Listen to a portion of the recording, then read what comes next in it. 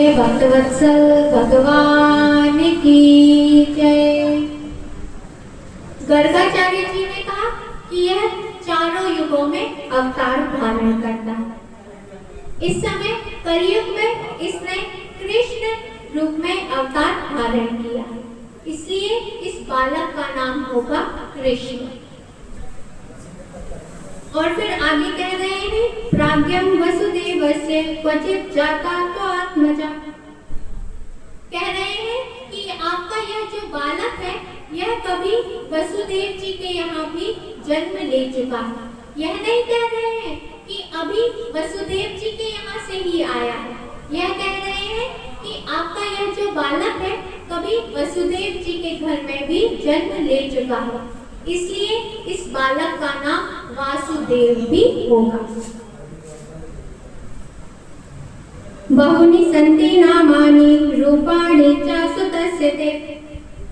और कह रहे हैं कि आपके यह जो बालक है यह इसके अनेक गुण हैं, अनेक लीलाएं हैं, जिनके कारण इसके अनेक नाम होंगे, जिसे मैं तो जानता हूँ, लेकिन जो साधारण व्यक्ति है वह इनके नामों को, इनकी लीलाओं को नहीं जानते।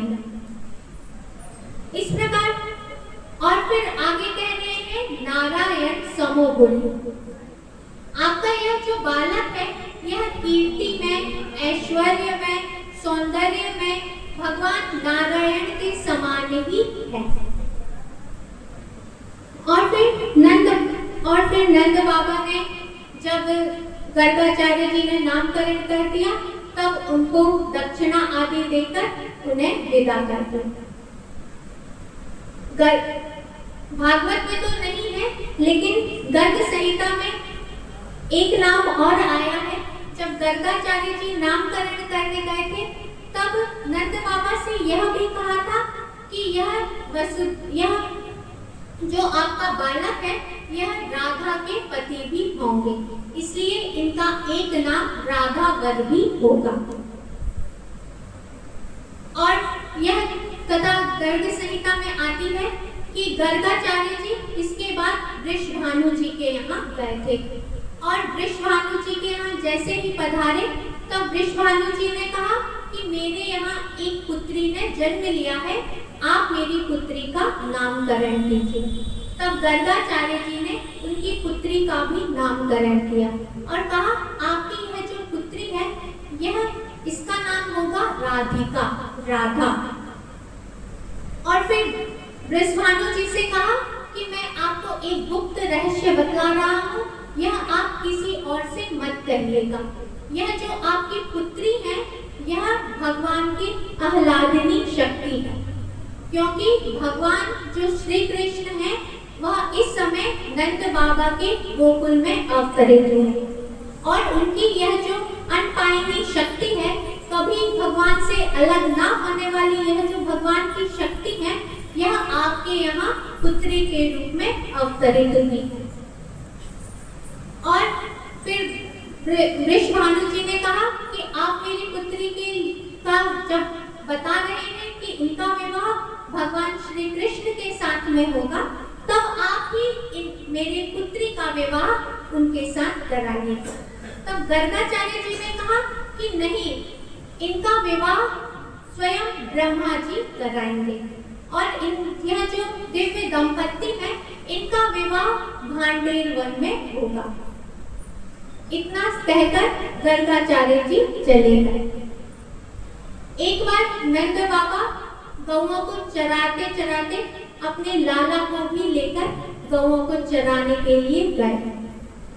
चलते चलते जितनी भी गौएं थी वह भांडेर वन में पहुंची, और जैसे ही भांडेर वन में पहुंचे तो वहां का जो वातावरण था अचानक से ही बदल गया। काले काले घटाएं छा गई और तेज वर्षा होने लगी। नंद बाबा घबराए कि अब मैं अपने इस लाला को लेकर कहाँ जाऊं। तब उन्होंने देखा कि एक दिव्य ज्योति वहां पर प्रकट हुई, और एक किशोरी का रूप धारण करके स्वयं राधा रानी वहां पर आई, और उन्होंने हाथ जोड़कर नंद बाबा से कहा कि आपका यह जो पुत्र है यह आप मुझे प्रदान कीजिए। तब नंद बाबा ने कहा कि मुझे ज्ञात है कि आप राधिका जी हैं और मेरा बड़ा सौभाग्य है कि मुझे आपका दिव्य दर्शन प्राप्त हुआ है। और नंद बाबा जी ने अपने पुत्र को राधा जी के हाथ में सौंप दिया। अब राधा जी और भगवान श्री कृष्ण भांडेर वन के अंदर प्रविष्ट हुए और भगवान ने भी किशोर रूप धारण कर लिया। और फिर वहां पर विवाह का मंडप आदि सभी कुछ सजा हुआ था। वहां पर भगवान श्री कृष्ण और राधा रानी एक सिंहासन पर बैठे और ब्रह्मा जी स्वयं आकाश से वहां पर पहुंचे और ब्रह्मा जी ने भगवान की स्तुति की और फिर कहा कि प्रभु अब आप यह जो आप दिव्य दंपति हैं आपका मैं विवाह संस्कार संपादित कराऊंगा। फिर ब्रह्मा जी ने दोनों का विवाह कराया और फिर भगवान श्री कृष्ण और राधा रानी ने दिव्य विहार किया और फिर भगवान श्री कृष्ण ने पुनः छोटे बालक का रूप धारण कर लिया और राधा रानी भगवान श्री कृष्ण को लेकर आई और नंद बाबा को समर्पित कर दिया। जो इस भगवान श्री कृष्ण और राधा रानी के विवाह के का श्रवण करते हैं वह सभी पापों से मुक्त हो जाते हैं। काले न व्रजताल्पेन गोकुले नंद केशव।